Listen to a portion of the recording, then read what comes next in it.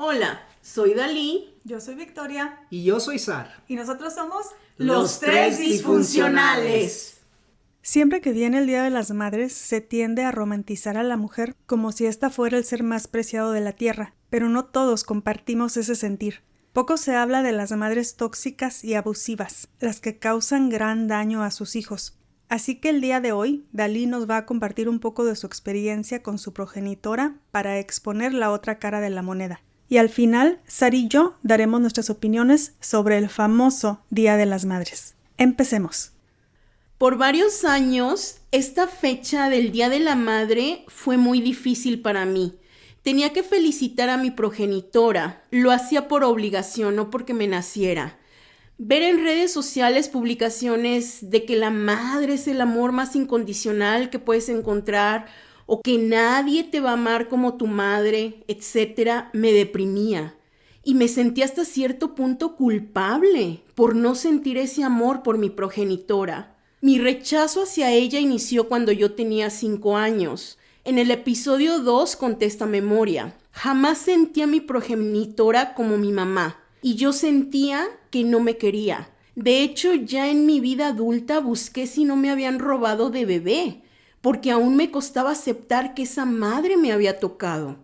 Mi progenitora me llegó a decir en varias ocasiones que me odiaba. Literalmente sus palabras fueron: te odio porque eres el vivo retrato de esa maldita mujer que me hizo la vida imposible. Se refería a mi abuela paterna. Yo amo a mi abuela. Ella fue una figura de amor en mi vida. Lamentablemente mi abuela ya falleció. Siempre pensé que la única forma de tener paz en mi vida sería cuando yo muriera o ella muriera. Este tipo de pensamiento es claramente la indefensión aprendida. Recuerdo que en el 2018 o 2019 leí un libro de psicología donde se hablaba de la tríada oscura, que es narcisismo, psicopatía y maquiavelismo. Cuando terminé de leerlo pensé, esto describe completamente a mi progenitora. Solo le falta su foto como ilustración. No sé por qué mi cerebro no hizo ese clic de cuando te cae el 20, quizá por disonancia cognitiva y el vínculo traumático. Pero afortunadamente ese 20 caería unos años después. Ahora, después de muchos años de terapia y sanación, entiendo que compartir mi experiencia no es hablar mal de ella. Lo que habla mal de ella son sus comportamientos y acciones. También comprendí que no fui una mala hija, sino una hija que no cumplió con las expectativas de su progenitora. Me educó por medio de la culpa, la vergüenza y más cosas. Fue manipuladora y controladora. El control lo disfrazaba de preocupación. Por ejemplo, nosotros vivíamos en un pueblo y cuando iba a cumplir 6 años nos mudamos a la ciudad porque mi progenitora odiaba ese lugar y a mi abuela. Toda la familia de mi papá vivía ahí, pero mi papá no se fue con nosotros. Vivía una semana con nosotros en la ciudad y una semana en el pueblo con mi abuela y su familia. En la semana que mi papá vivía en el pueblo, a la progenitora le daba migraña. Ella se encerraba en el cuarto y no nos atendía a mi hermano y a mí. No nos daba ni de comer. No recuerdo si lo hacía por 1 o 2 días o más. Lo que sí recuerdo es que tenía mucha hambre. Yo tenía 5 o 6 años y mi hermano 1 o 2 años. Milagrosamente, cuando mi papá se mudó permanentemente a vivir con nosotros a la ciudad, no recuerdo que a la progenitora le haya dado esa migraña tan severa. También, cuando sentía que perdía el control sobre mí, se ponía a llorar. Recuerdo que mi papá me decía, ¿qué no te sientes mal de ver llorar a tu mamá? Y yo tenía que decir que sí, porque si no venían gritos, reproches y hasta un castigo. Ya que no vivía con ellos, tenía que contestar cada que me llamaban, porque si no era estar marque y marque hasta que contestara. Y ya que le contestaba, me regañaba porque no le había contestado a la primera que ella me había llamado. Otro ejemplo es que tenía llaves de mi departamento, con el pretexto que la propiedad estaba a nombre de mi papá y también que por alguna emergencia. Cabe mencionar, yo pago todos los cobros relacionados con el departamento. Es mi lugar, solamente que está a nombre de mi papá. También tenía el número de teléfono de mi trabajo y dirección. Todo lo excusaba con el pretexto de que en caso de emergencia. Dentro de la manipulación triangulaba. La triangulación es una táctica donde el abusador incluye una tercera persona y en los casos de gente más enferma pueden incluir un objeto. En este caso, la triangulación era tratar mejor a otros. Por ejemplo, solía compararme con mi prima diciendo que ella sí había sabido hacer bien las cosas, no como yo. Se refería a que mi prima se casó y tuvo hijos. En mi caso, yo viví con mi primer marido, después salí embarazada, después me casé, que realmente no quería casarme. Tuve mi primera hija y me divorcié. O sea, hice todo al revés a como marcaba la regla social. Otro ejemplo. Recuerdo que cuando tuve mi segunda hija, fuimos a casa de mi prima y le cambié el pañal a mi hija y lo tiré en la basura. Esta señora me hizo que sacara el pañal con excremento de la basura y me lo llevara en la pañalera. Me dijo, aquí no vas a venir a tirar tu basura. Ahora me pregunto yo, si la situación fuera al revés, ¿hubiera hecho que mi prima se llevara el pañal sucio? Lo más seguro es que no. Otro ejemplo es cuando yo me casé. Mi hermano trabajaba manejando limusinas. Cuando mi prima se casó, mandó a mi hermano a recogerla en la limusina para llevarla a la iglesia. Mas, sin embargo, yo le pregunté como 1 o 2 semanas antes de mi boda si me podían recoger para llevarme al lugar. Mi casa quedaba como a 3 o 4 cuadras del lugar. Su respuesta fue, ay, no sé. Le pregunto a tu papá y ay, a ver si quiere. Una noche antes de la boda me llamó y dijo, sí, está bien, tu papá dijo que sí te recogemos. Solo le dije, no, está bien, mi amiga me va a llevar. También me dijo con quién se quería sentar durante mi boda y dijo literalmente, si no me sientas con tu tía, yo me voy a sentir mal y ni modo, me tendré que ir. Así que ahí se va a ver las ganas que tienes de que yo vaya. También le pedí si podía usar su vestido llevando algún color de la boda, que era plateado, negro o blanco.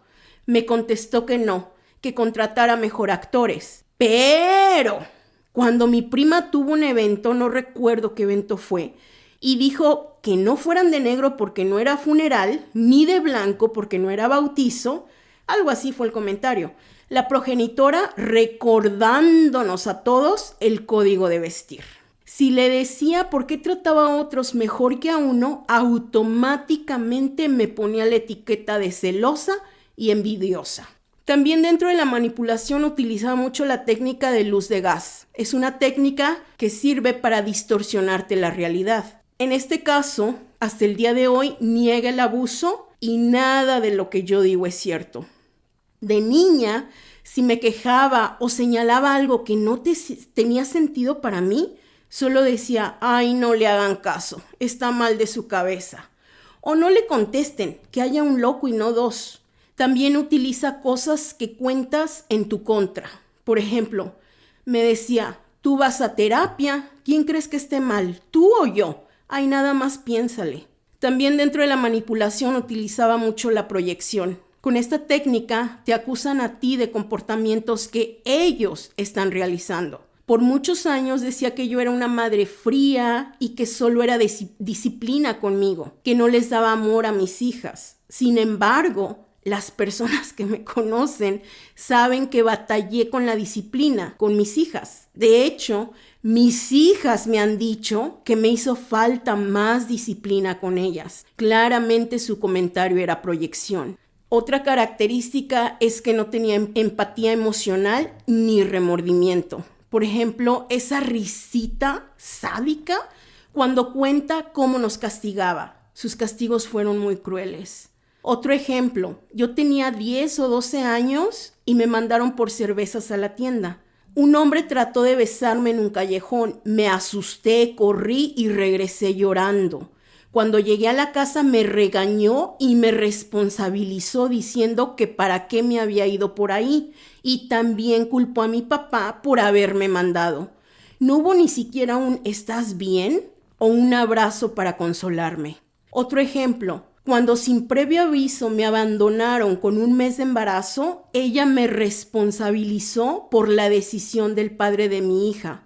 Sus comentarios fueron que yo era una hoja al viento porque cualquier hombre venía y yo abría las piernas, que tenía ahora hijos de tutti frutti, que quién seguía. Aquí yo tenía ya mi primera hija de 5 años de mi primer matrimonio.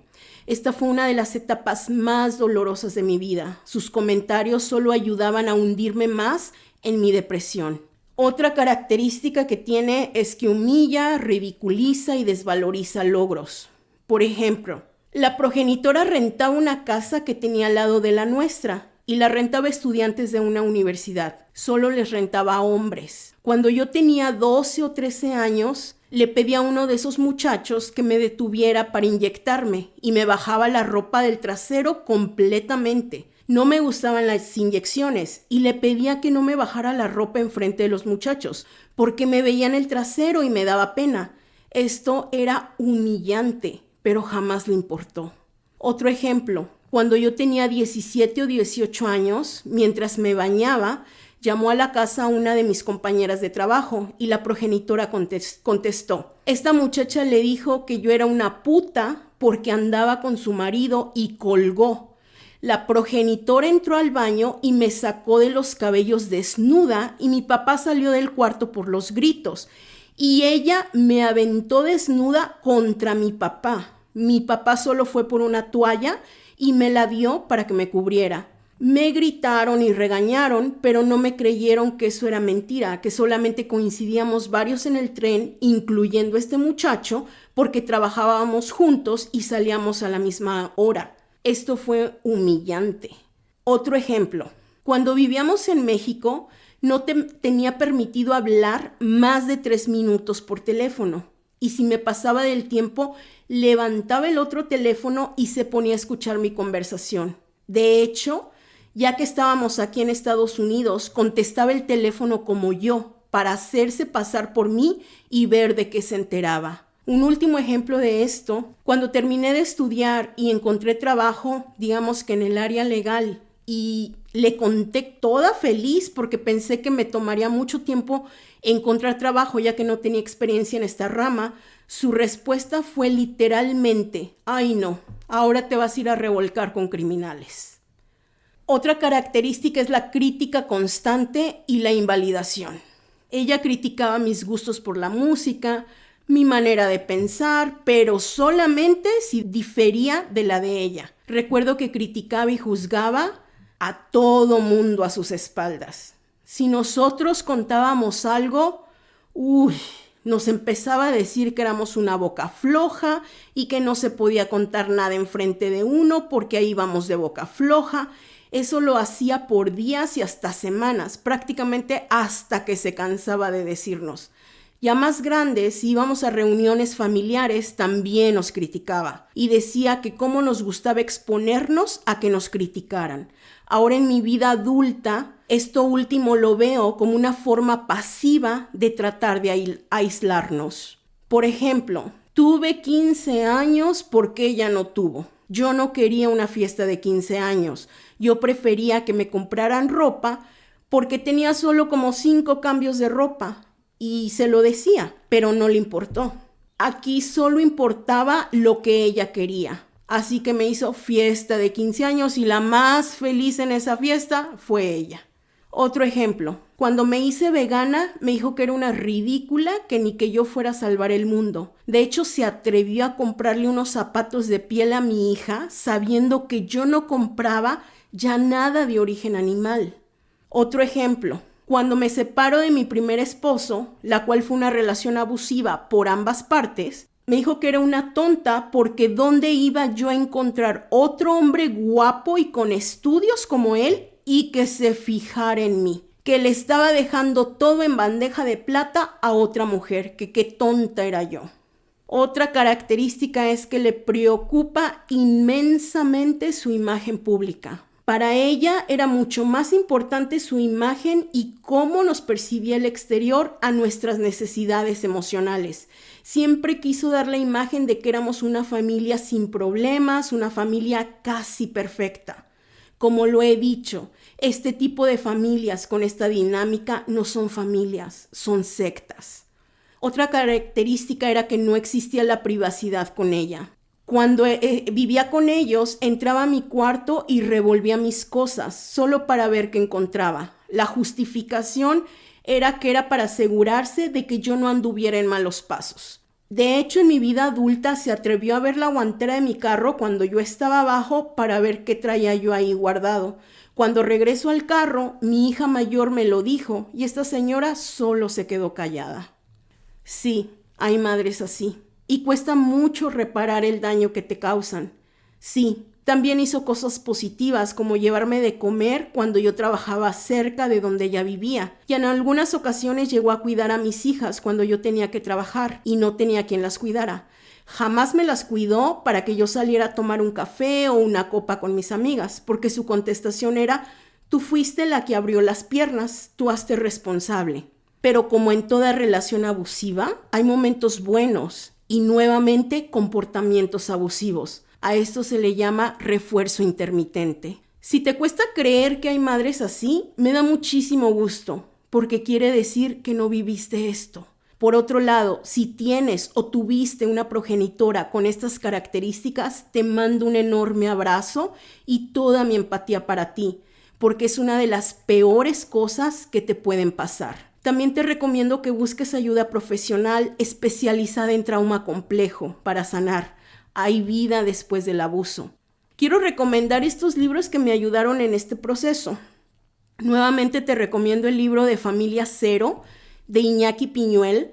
Te recomiendo estos libros que son en inglés, pero posiblemente está la versión en español. Adult Survivors of Emotionally Abusive Parents de Sherry Campbell. Otro libro de ella es Adult Survivors of Toxic Family Members. También te recomiendo el libro de Adult Daughters of Narcissistic Mothers de Claire Brown. También te recomiendo el libro de Adult Children of Emotionally Immature Parents de Lindsay Gibson.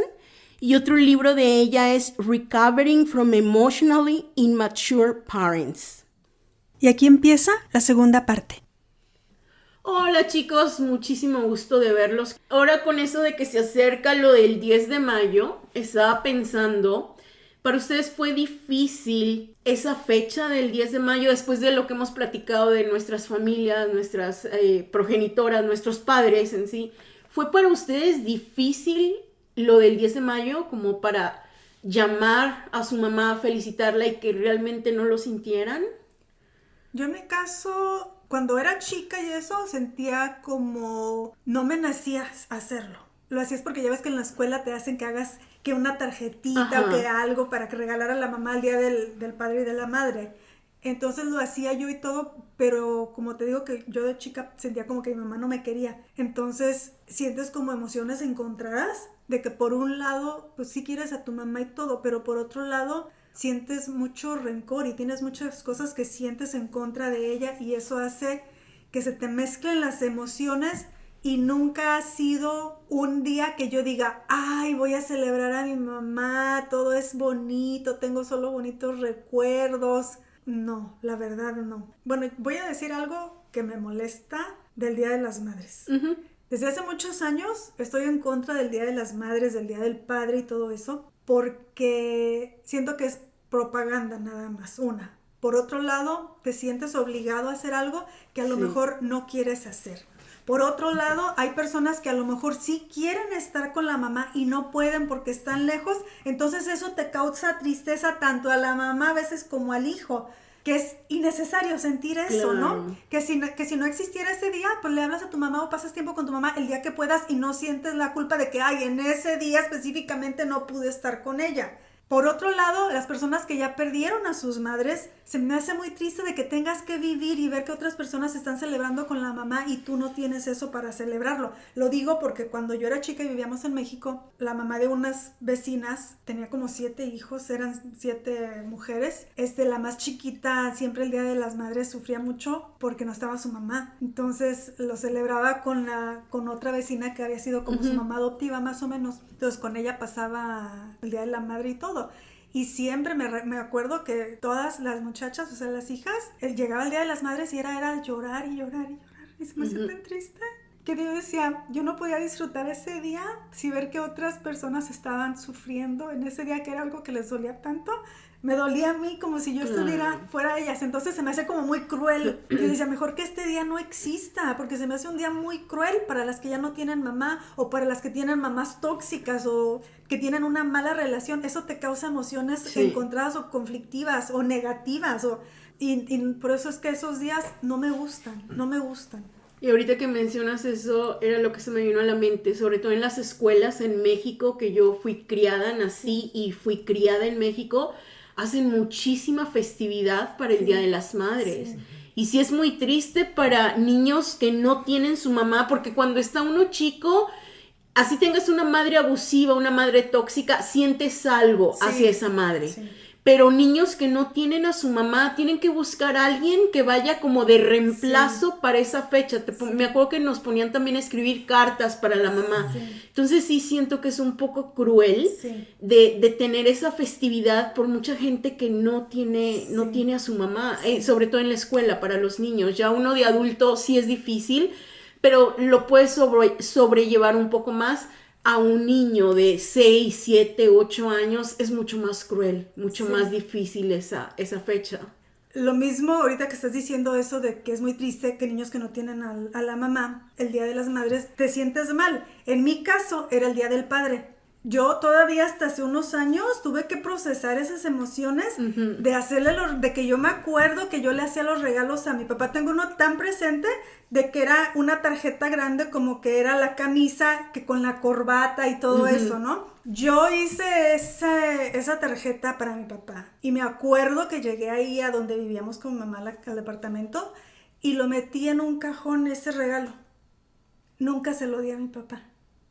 Y me dañó muchísimo. Claro, es algo muy doloroso, sobre todo cuando eres niño, para procesar esas emociones, procesar esa ausencia del padre. O sea, tengo 53 años de edad y todavía me llena... Tiene impacto emocional en ti. Tiene un impacto todavía, y según yo ya había procesado esas emociones. O sea, ya había, según yo, tratado de sanar esa herida, porque me dañó muchísimo, de que no tuve a quien darle esa tarjeta. Nunca se lo di, ni esa ni ninguna de las otras cosas que hacemos en la escuela. Entonces es ahí donde dices, ¿realmente estas fechas son de beneficio o hacen más daño de lo que ayudan? Porque a tu madre o a tu padre, si tú los quieres, les puedes decir eso y les puedes demostrar ese amor cualquier día sin necesidad de hacer tanto fanfarreo y ya, pero así no estás perjudicando a nadie más. Yo por eso... Desde hace muchos años estoy en contra de estas fechas, estoy en contra por esa razón. ¿Elsa? Bueno, yo obviamente le hablo a mi mamá cada día 10 de mayo porque es lo que uno hace, ¿verdad? Le habla uno a la mamá y la felicita, pero yo creo que mi conversación dura 30 segundos y ahí hasta allí. Y no me nace hacer más por ella. Y ahorita que estabas diciendo eso, me estaba pensando el por qué no tengo ningún tipo de sentimiento ni el Día del Padre ni el Día de la Madre. Y me acordé que tenía un compañerito de escuela y éramos muy amigos con él. Y él no tenía mamá y siempre sufría, todos sus hermanos sufrían cuando llegaba el Día de las Madres. Y yo me acuerdo un día verlo sufrir, le dije yo, te voy a decir algo. Que a lo mejor no es popular, pero yo que tengo madre no me siento que es algo valioso. Le digo, no te pierdes de mucho. Así que si tu papá llega a faltar, no te vas a perder de mucho. Porque su papá también era abusivo, porque no tenía la mamá, era borracho, les pegaba y todo, y los trataba mal. Y yo le decía, si tu papá llega a morir mañana, créeme, no te vas a perder de nada. Porque yo que tengo padre y madre, no me siento como que, Así que no te pierdes de mucho. Según yo... Hacerlo sentir mejor por lo que estaba pasando. Por lo que estaba pasando, decirle, no te pierdes de mucho. Desde ese entonces no me ha afectado estos días. Simplemente lo veo como que es un día que ni me va ni me viene. O sea, pero le hablas por compromiso a tu mamá. Sí, nada más, No simplemente. porque te nazca, sino Exacto. porque, Sí, nada más por compromiso. porque sabes que si no ella se va a sentir mal o Sí, te va a decir porque no me sí, hablaste o algo, ¿no? Sí, Exacto. exactamente. Más porque me va a decir que por qué no le hablé. No porque Como me el nace. reclamo de ella. El reclamo. Entonces, para evitar Sí. ese reclamo, prefiero marcarle, 30 segundos, hablarle, decirle. ya cumplí. Ya cumplí y ya, Claro. ya nos vemos y hasta luego. Pero no me nace hacer nada de eso. Yo cuando ya ves que en México que serenata a la madre y ahí va uno al borlote con todos. A mí no me nacía hacerle eso para mi mamá, pero por andar en el borlote con todo, pues ahí iba uno y le llevaba serenata a la mamá, pero pues de que yo dijera, yo me nacía de hacer eso, no. Así es. ¿Algo más que quieran agregar, mis compañeros? No, eso es todo. Ok, en la descripción les dejo el nombre y el autor de los libros. Muchísimas gracias por habernos escuchado y nos vemos en el siguiente episodio. ¡Chao! Chao.